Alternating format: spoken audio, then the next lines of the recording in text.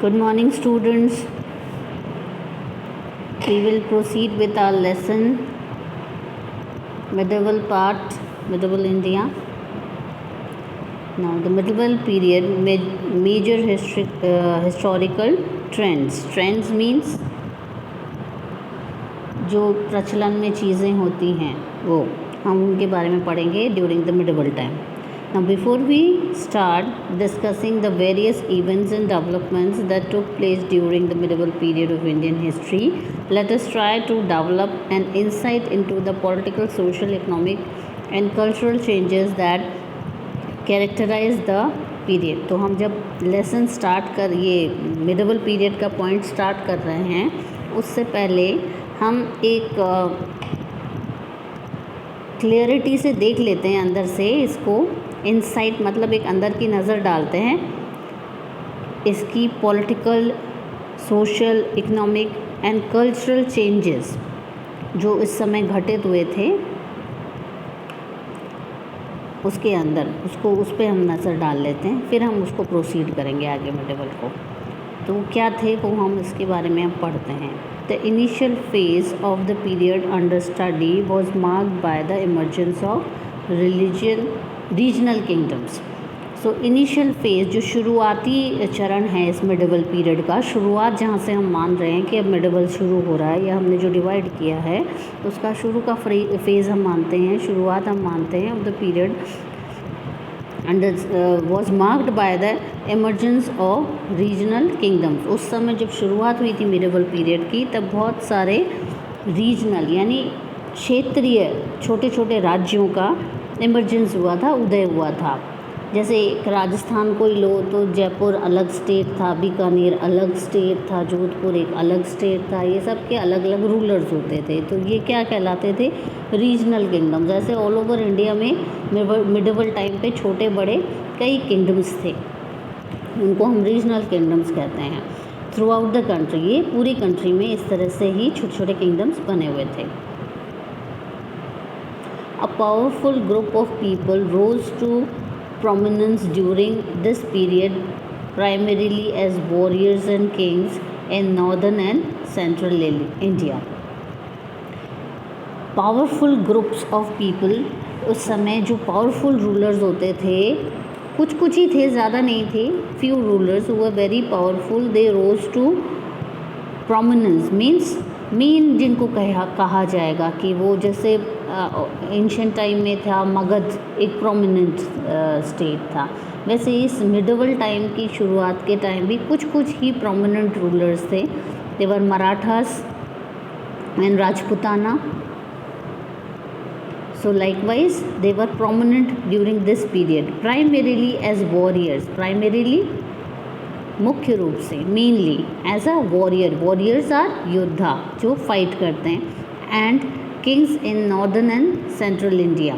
सो ये कहाँ थे? Mainly northern and central India के अंदर. बहुत ही कम थे प्रोमिनेंस वाले, मुख्यतः जो थे जो कि बहुत रिनाउंड थे, जिनका कि काफ़ी नाम था. ज़्यादातर तो छोटे छोटे स्टेट्स थे, जैसे अभी मैंने जयपुर बीकानेर का एग्जांपल दिया तुमको, वैसे ज़्यादातर तो छोटे छोटे रीजनल थे. कुछ ही थे जो कि नाम से पहचाने जाते थे, वो भी अपने ग्रेट वॉरियर्स की वजह से, क्योंकि उनके वॉरियर्स बहुत अच्छे लड़ाके थे, इसलिए वो पहचाने जाते थे इस चीज़ के लिए अलग से. These people came to be called as the Rajputs. They were the Rajputs, जो कि नाम से जाने जाते थे मिडिवल टाइम में, because they were very brave, they were good warriors, they were good fighters. तो इस वजह से वो northern and central India mostly ये रूल करते थे. उनमें भी कुछ थे जो कि बहुत अच्छे थे. The Rajputs claimed they are distinct from इधर द सोलर फैमिली. राजपूत्स कहाँ से आए, कहाँ से ये क्लेम करते हैं कि वो आए? डिसेंट मतलब आना, किसी भी एक वंश से आप आ रहे हो तो आप उसके वंशज कहलाते हो. तो डिसेंट मीन्स वंशज.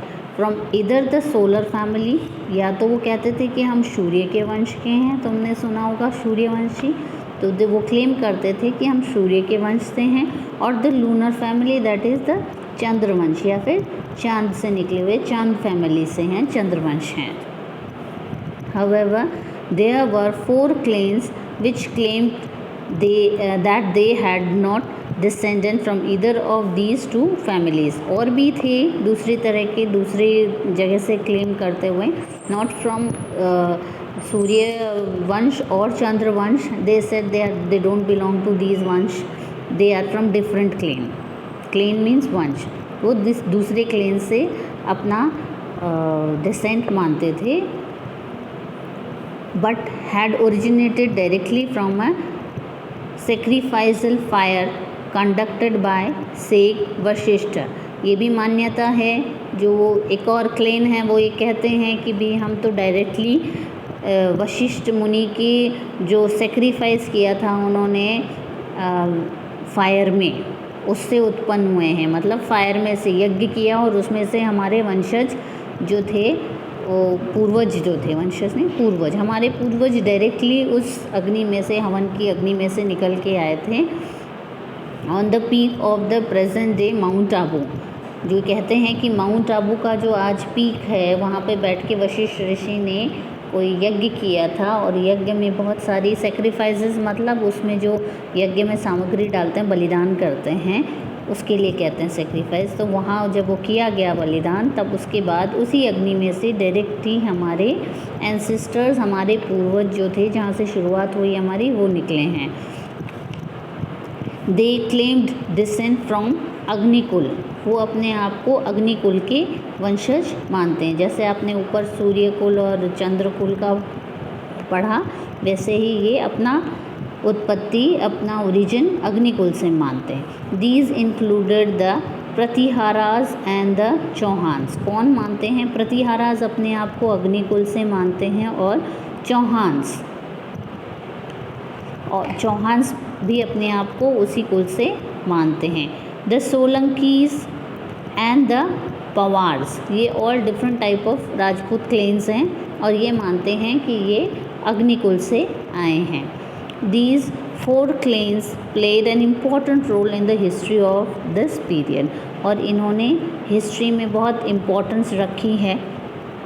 प्रतिहाराज ने साउथ के अंदर एंड मिडल में बहुत अच्छा रूल किया था. Chauhans, you know very well, Prithviraj Chauhan is a way famous Chauhan, सब चौहान्स को पॉपुलैरिटी दिलाने वाले. सो इन्होंने इंडियन हिस्ट्री में, इन्हीं सभी चारों ने काफ़ी रोल प्ले किया है.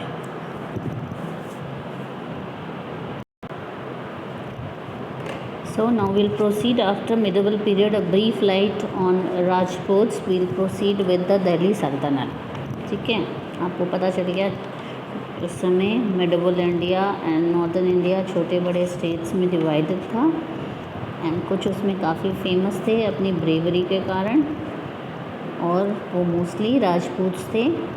राजपूत्स में भी सूर्यवंश, चंद्रवंश और अग्निकुल से निकले हुए क्लेन्स थे. अब हम आगे बढ़ते हैं. दिल्ली सल्तनत.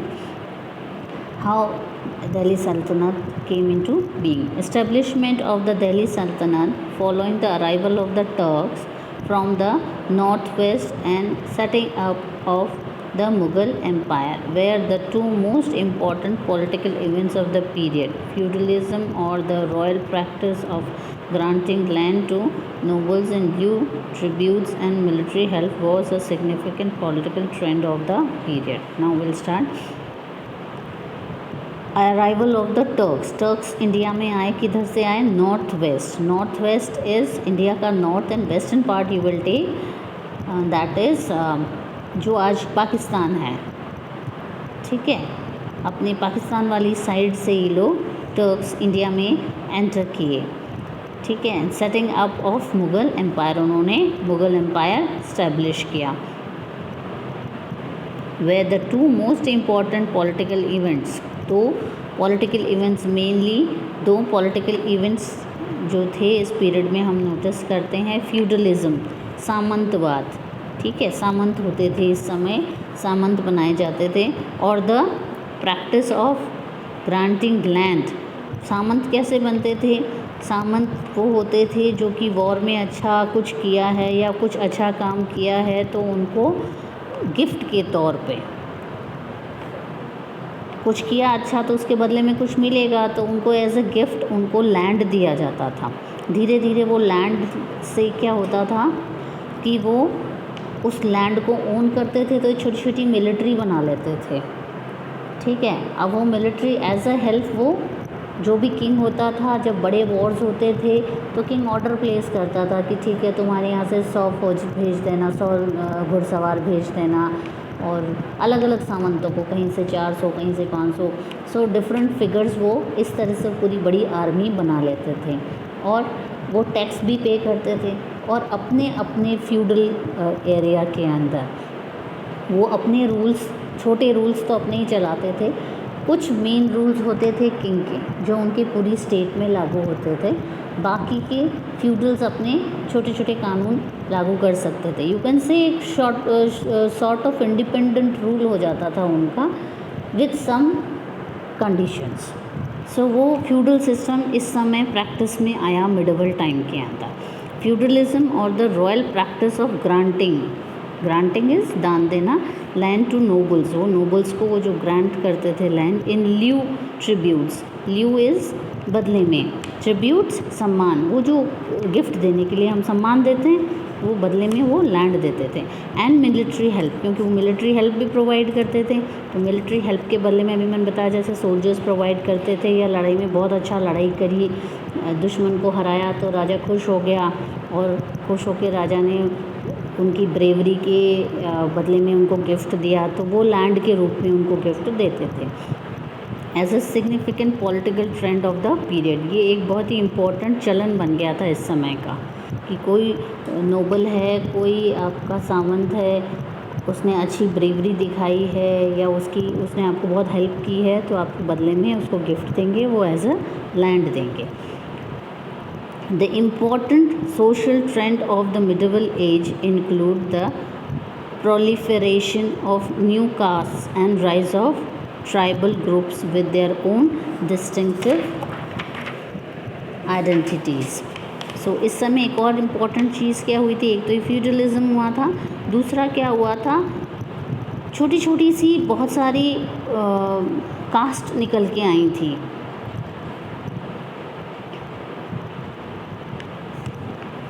जैसे कि ट्राइब्स का भी डेवलपमेंट हुआ था, बहुत सारी ट्राइब्स भी इस समय अस्तित्व में आई थी, विद उनका एक अलग ही आइडेंटिटी, एक अलग ही पहचान थी, उनके अलग ही कुछ कस्टम्स, रीति रिवाज। जैसे यूँ कहें कि राजस्थान के अंदर थे ग्रासिया एंड भील, ये इस समय की हम देखने को, भील तो खैर बहुत काफ़ी टाइम से हम पढ़ते आ रहे हैं, पर मांगनियार, ग्रासिया, इस तरह की ये कुछ ऐसी कास्ट थी जो कि हम एंशियंट टाइम में नहीं देखते हैं, बट हम इनको मिडिवल टाइम में देखते हैं। तो ये ऐसी कुछ कास्ट का ऑल ओवर इंडिया, जहाँ नॉर्थ, ऑल ओवर इंडिया तो नहीं कहूँगी मैं, नॉर्थ एंड मिडिवल इंडिया के अंदर मेनली ये छोटी छोटी कास्ट उभर के सामने आई थी इस समय। एंड एक बहुत बड़ा डिफरेंस और अराइज हो गया था, a sharp distinction between rural and urban area.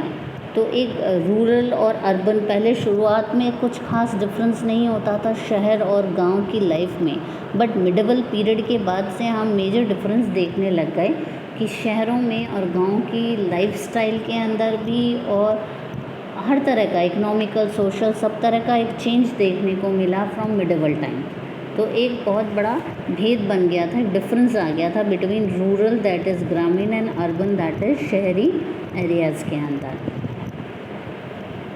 The flourishing of trade and the introduction of the more systematic assessment of land revenue was the significant economic trends of the medieval period. एक और महत्वपूर्ण घटना हुई कि flourishing of trade, इस समय trade ने बहुत फ्लरिश किया, व्यापार ने बहुत ही उन्नति की, ठीक है, बहुत एक दूसरे स्टेट में व्यापार बढ़ा, और बहुत ही सिस्टमेटिक तरीके से लैंड के रेवेन्यू का मेजरमेंट होने लगा कि कितना बड़ा लैंड है तो कितना टैक्स आना चाहिए। अच्छा, बड़ा लैंड है पर उसमें उपज कितनी होती है, उसका भी ये वैल्यूएशन होने लगा।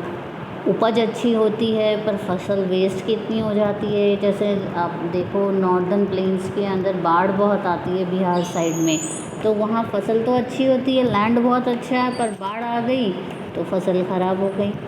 राजस्थान है, लैंड बड़े बड़े हैं, बारिश इतनी ख़राब नहीं करती, बाढ़ नहीं आती, पर बारिश ही नहीं आती, फसल ही नहीं होती है, बहुत कम होती थी उपज।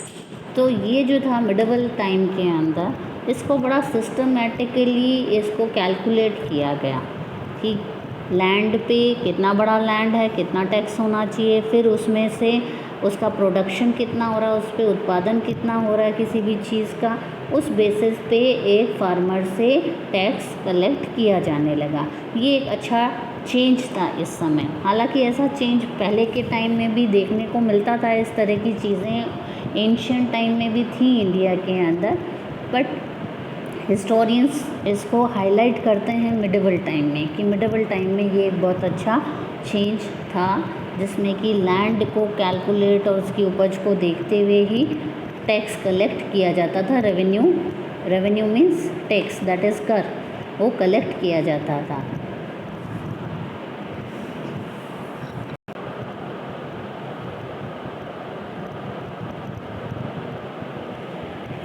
ओके, हमने ये पढ़ा पॉलिटिकली डेवलपमेंट कैसे हुआ, देन सिटीज़ डेवलप हुए, देन रेवेन्यू कलेक्शन डेवलप हुआ, और प्रोडक्शन इंडस्ट्रीज़ बिजनेस जो था, ट्रेड, वो कैसे डेवलप हुआ। अब हम पढ़ेंगे स्पिरिचुअल, दैट इज़ आध्यात्मिक डेवलपमेंट कैसे हुआ। In the spiritual sphere the period mark the emergence of new form of Hinduism and इस्लाम। अब इस समय क्या हुआ, इतने सारे चेंजेस आए, सिटीज़ एंड विलेजेस के अंदर डिफरेंस बढ़ा, डेवलपमेंट हुआ, तो इफ़ेक्ट हर तरफ ही पड़ता है, सोसाइटी पे भी पड़ता है, तो फिर रिलीजन पे भी पड़ा। तो यहाँ पे रिलीजन का भी एक फॉर्म चेंज होके सामने आता है। एमर्जेंस मीन्स उदय होना, यानी एक नया चीज़ स्टार्ट होना, new form of Hinduism and Islam which were more assimilative, that is जो कि अपनाने योग्य थे, उनमें इतना रिजिडनेस नहीं था। थोड़े से पहले के ज़माने में जो धर्म होता था बहुत ही स्ट्रिक्ट रूल्स होते थे, पर मिडिवल टाइम में आते आते उसमें थोड़ी फ्लेक्सिबिलिटी आ गई थी। वो ऐसे नियम उसमें बदलाव होके आ गए थे जो कि इंसान आराम से अपना सकता है। So it was more assimilative, liberal हो गया था religion. Religious reforms in the form of bhakti and Sufi movements, उस समय काफ़ी भक्ति एंड सूफ़ी मूवमेंट चले थे धर्म को सुधार के लिए, क्योंकि बहुत सारी गलत चीज़ें काफ़ी टाइम से प्रैक्टिस में आते आते काफ़ी गलत चीज़ें बढ़ गई थी धर्म में। तो संतों ने इसको दूर करने के लिए, मुस्लिम भी और हिंदू संत भी, हिंदुओं ने चलाया भक्ति मूवमेंट और मुस्लिम संतों ने चलाया सूफ़ी मूवमेंट, और उसमें शिक्षा दी लोगों को गलत चीज़ें नहीं फॉलो करने के लिए और सही चीज़ें फॉलो करने के लिए शिक्षा दी, और वो सही चीज़ें क्या है ये बताया। ये था ये भक्ति मूवमेंट एंड सूफ़ी मूवमेंट। इससे थोड़ा सा लिबरल हो गया। पहले क्या होता था, मृत्यु हो गई, इंसान की डेथ हुई तो भोज देना पड़ेगा, कंपलसरी कर रखा था। तो भक्ति मूवमेंट के टाइम सेंट्स ने बताया कि जो गरीब है उसको ये करने की ज़रूरत नहीं है, ये वेस्टेज ऑफ मनी है और नहीं करना चाहिए। इस तरह के छोटे बड़े कई रिफॉर्म्स उन्होंने लाए, जिससे कि थोड़ा सा उस धर्म को फॉलो करना और इजी हो गया।